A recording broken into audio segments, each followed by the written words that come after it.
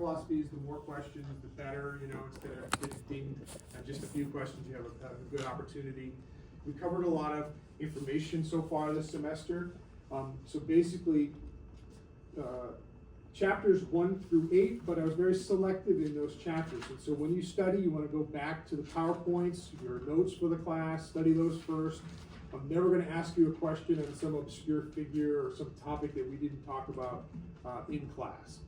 Even though we looked at aspects in lab that reinforce what we were talking about in lecture, it's strictly the lecture material that will be on this test.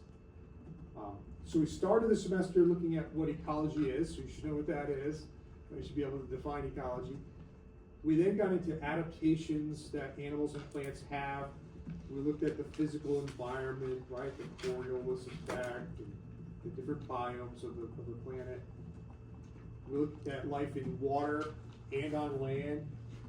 We saw how organisms balance temperature, how they balance water, and also energy in a general sense.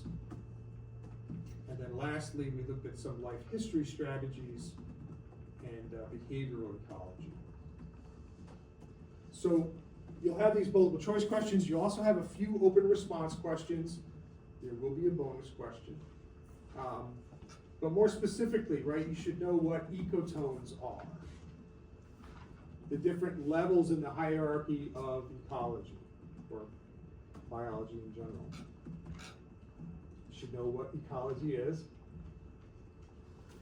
We talked quite a bit about field studies, lab studies, modeling, how ecology is multidisciplinary, how you can zoom out in space and in time. So it's very much a scale-dependent discipline. You can zoom out and zoom in, time-wise or spatially. Today we talked about optimal foraging theory. So look at that formula. You're not going to have to calculate anything in this exam. You won't need a calculator. You won't need to plug anything in.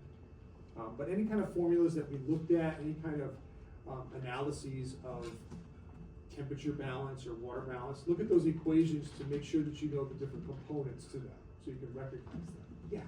Do you have them memorized? No, but you should know the different components. So if you see them, you say, aha, yes, I know what this variable is and what that is. Okay. You should know what a biome is, and then Earth's major biomes and where they're found. We talked about adiabatic cooling.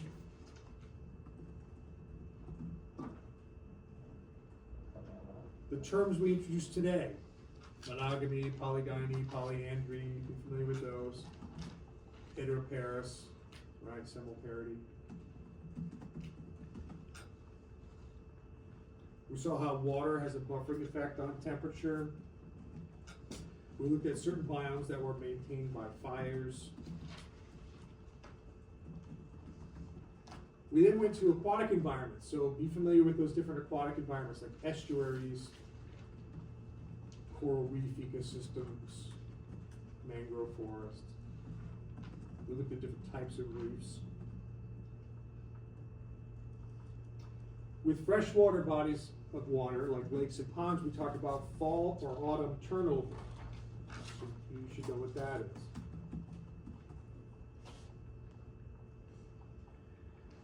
You should be able to distinguish these four terms: endothermy and ectothermy, homeothermy and poikilothermy.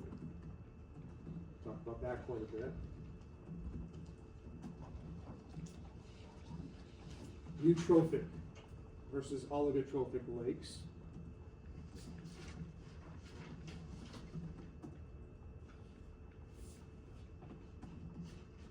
We briefly talked about the Hardy-Weinberg equilibrium equation, and we basically said that all of these things have to be true for a population to not be evolving. So therefore, it's very likely for populations to evolve.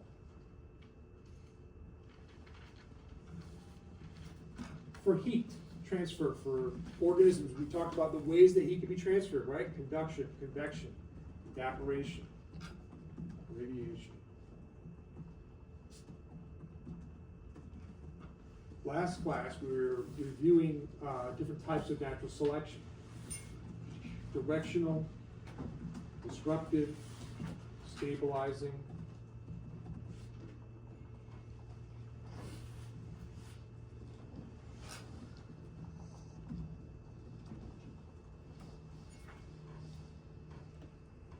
We saw plants evolve different mechanisms to conserve water, right? C3 versus C4 in CAM photosynthesis.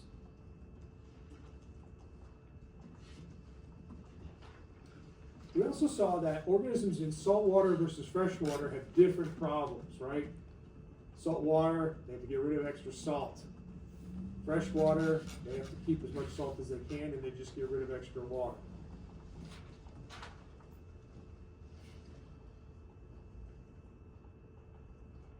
We also looked at energy acquisition, autotrophs versus heterotrophs, and among the heterotrophs we saw all those different subdivisions, right?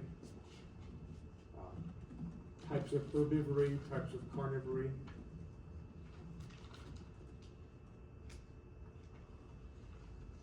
We saw adaptations that plants and animals have to defend themselves against predators or herbivores.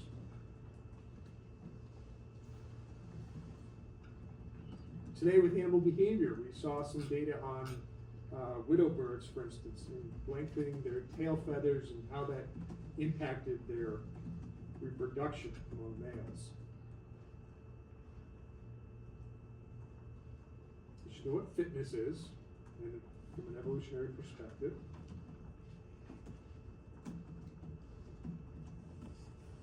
Talk about sexual selection. And to a small extent, those secondary sexual characteristics like antlers and horns and stuff. So sexual dimorphism.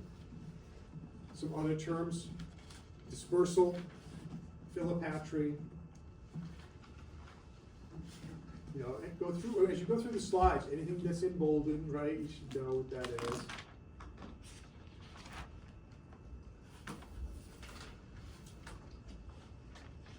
Finally, you should be able to distinguish adaptation and acclimation from acclimatization. Right? You should be able to define those terms and similarities and differences. Go back and look at some of the pros and cons of endothermy versus ectothermy. Also, pros and cons between different types of heterotrophy, right?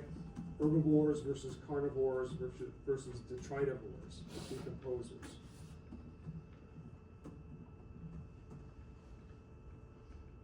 And finally, we went to a lot of detail with metabolic rates. And we focused on the so-called Scholander curves, right? These exaggerated hockey stick shaped curves. You should know all the different components of that. We did focus on those thermal neutral zones and how they differ between Arctic and tropical species, and it relates to their habitat and their energetic requirements. So go back to your notes regarding that and kind of make sure that you know the different components of that curve. Recall that that curve plots metabolism versus the environmental temperature for an endotherm. And so those profiles you would see for all mammals, all birds, insects, you know, those are all endotherms, so-called warm-blooded animals that would have that profile. Because they are homeothermic endotherms, they maintain their body temperature regardless of the temperature outside. And so they don't just warm up or cool down with the prevailing wind like an ectotherm would, like a heliothermic ectotherm.